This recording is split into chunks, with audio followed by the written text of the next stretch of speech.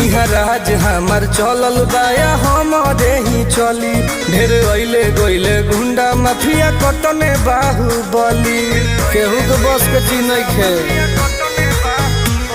इहा राज हमार चलल बाया हमारे ही चली।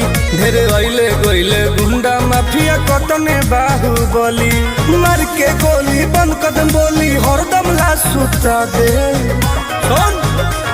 माहौल जवन बदली ओहके दुनिया से उठा दे। माहौल जवन बदली ओहके दुनिया से उठा दे।